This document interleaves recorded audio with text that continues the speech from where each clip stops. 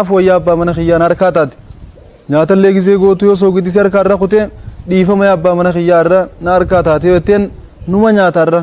boruus yoo soogidduma irra kuchiifte iftaanis yoo soogidduma irra kuchiifte iftaan taanis ashaboo yoo si duraa irra kutaa oole nyaatan beeytu waan juutti dhagema arraas yoo namaa wallolte boruus yoo namaa wallolte iftaanis yoo namaa wallolte iftaan taanis yoo namaa wallolte tun amala isiiti yeroo hundaa'uu haadha yaa'iiti haadha nigirtiiti haadha mashaqaati ayyaa isiin danda'u qalbii isaa keessaa baaddeemtu ati yeroo hunda waa balleessaa ooluun hin barbaachisu arra dogongortee xabiyaa ilma namaati dogongorri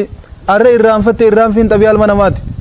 boruus numa irraanfatta boruus numa dogongorta iftaanis numa dogongorta iftaan taanis numa dogongorta yeroo hunda yoo dogongoraa oolte dogongorri baay'ate qalbii isaa keessaa si baasaa deema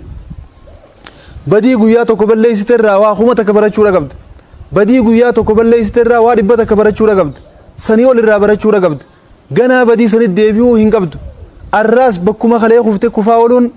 arraas bakkuma kalee dogongortee dogongoraa ooluun arraas bakkuma kalee ciiftee ciisaa ooluun hin barbaachisu gommaan makiinaatu arree osit dho'ee boru ichi dho'a tureeti tura keessa bakka biraa dho'a malee bakkuma takka dho'aan oolu guyyuu ati immoo bakkuma takka yoo deddeebitee kufaa oolte wagga amala siiti badiin amala siiti waa balleessuun amala isiiti tuwaana wajji jiraachuudhaan hin maltu wajji jiraachuufis hin maltu mala dhawachuun qabu waan juu gurbaa kana gad dhufa dubbiin waliif gallaami yeroo hunda dogongoraan olin obboleetiitiyya arra abbaa mana keetiiti wajji wallolta abbaan mana keetii badii arra irra wallolle tana arra booda sirraan harkin siin jaa iftaanis walloltaani abootaay dubbii tana sirraa jibbeetiin jira waan kanarraa dhaabbadhu siin jaa ammaas ittuma deebita lakkii rabbiijii waan kanarraa dhaabbadhu siin jaa ammaas ittuma deebita gaafa kana si kadhatee si dadhabe obboleetiitii wal cinqaan oollu an si dadhabe takkarra lamarra si gorse itti deddeebi'ee si hime fudhachuu diddee dubbii namatti himan malee namatti hin fannisanii as booda immoo wanni rakkisaa ooluuf hin jirtu ka isiin galchaa jee numaa yoo hamaa ajaa'ibaa taate fuudhee warra keeysanii si geessee fi intala teessan irraa qabadha amaanaa isin akkanitan isinii deebise jeenii si biraa deema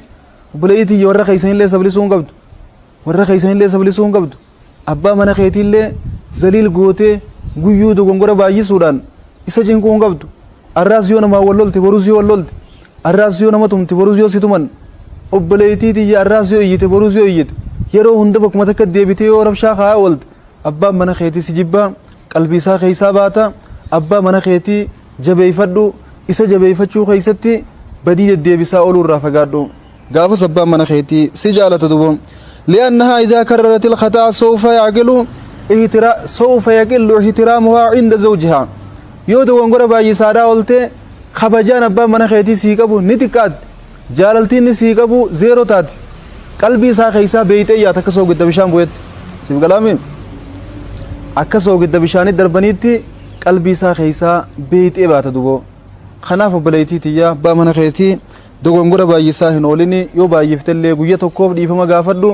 waan guyya tokko irra dhiifama etteen inni dhiifama sii godhe lamada deebitee ammaas dhiitama boodaan hin fidin waliif gallaami kullu banii aadama khaxaa'un wa khayrul khaxaa'iin attawwaabuun jannabiin keenya sallallahu alaihi wasallam ilmaan aadam hunduu dogongoroodha irra caalaa warra dogongoruu ka amma dafee badii dogongora san irraa waa baratee tawbatuudha jenna maaliif jennaan innama tawbatu lilladhiina